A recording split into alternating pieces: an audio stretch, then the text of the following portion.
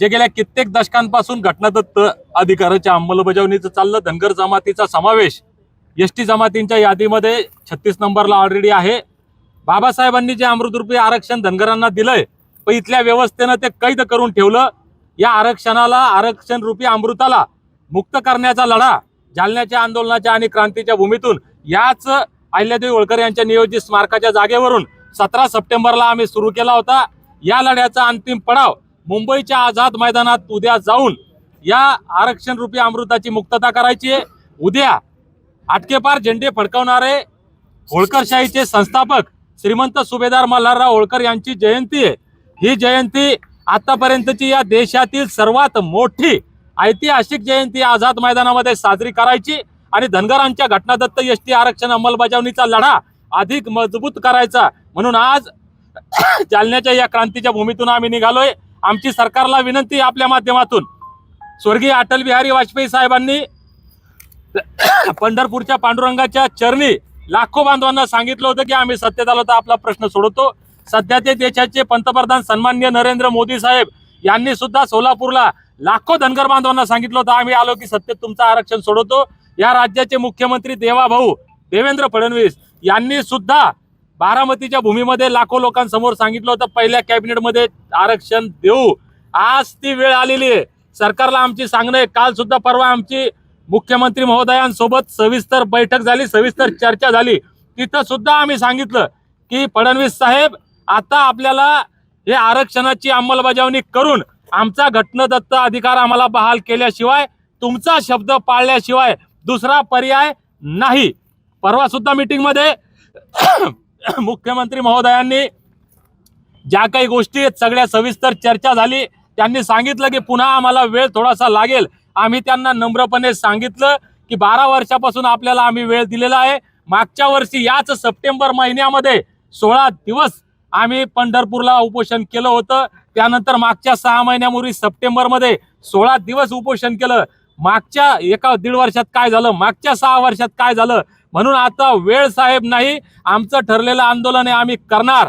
21 जानेवारीला ज्या पद्धतीनं पोलीस प्रशासनानं आंदोलन दडपण्याचं काम केलं, यावेळेस कृपा करून आमची विनंती आहे तुम्हाला की हे करू नका। मी सगळ्यांना सांगितलं होतं, परवानगी मिळाली तर धनगर मल्हार मावळे कमी येतील, परवानगी नाही मिळाली तर कैक पटीनं येतील आणि आम्हाला अटक करण्याचं नाटक जर मागच्या सारखं केलं तर लोक किती येतील हे कुणालाही सांगता येत नाही आणि मुंबईत काय होईल सांगता येत नाही।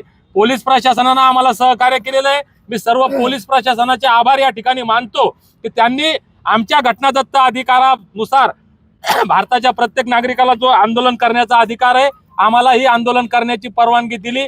उद्या सुद्धा मुंबईत गेल्यानंतर मी आजच या ठिकाणी नम्रपणे सर्वांना, महाराष्ट्राला सांगतो, शासनाला सांगतो, उद्या 10 वाजता जयंती साजरी केल्यानंतर ज्या क्षणी आमच्या एसटी आरक्षण अंमलबजावणीचा मार्ग मोकळा होईल, आमच्या लेकरा बाळांच्या कल्याणाचा मार्ग मोकळा होईल, त्या क्षणी आमचं आंदोलन संपेल, तोपर्यंत संपणार नाही।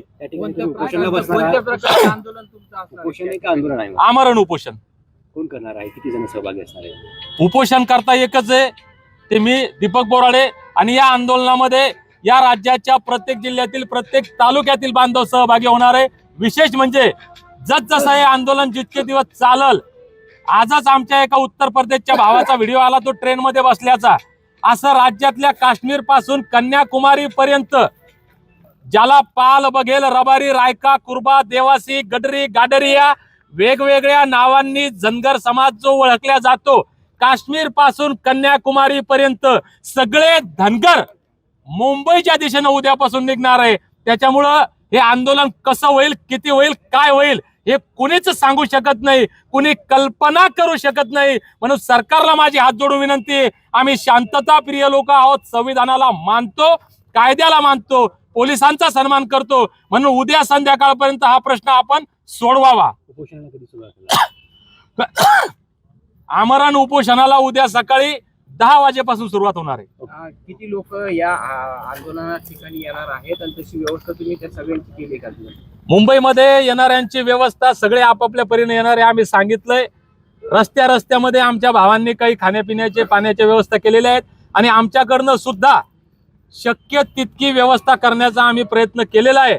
आणि लोक उद्या कमी येतील, लोक कारण लोकांना असं वाटतंय की सुरुवात झाली, एकदा ते पेटायला वेळ लागत असते. वनवा असतो, सुरुवातीला आग एकदम छोटीशी दिसते, पण ज्यावेळेस वनगा पेटतो आणि सबंध जंगल तो वनवा आपल्या विळख्यात घेतो, तो वनवा सगळ्यांचे डोळे फाडण्याचं काम करतो. तो वनवा विझवणं कुणालाही शक्य होत नाही. म्हणून शासनाला माझी विनंती आहे की दीपकनं आग पेटवलेली आहे, या आगीचं रूपांतर कोणत्याही क्षणी वनव्यामध्ये होऊ शकतं. हा वनवा भडकू देऊ नका.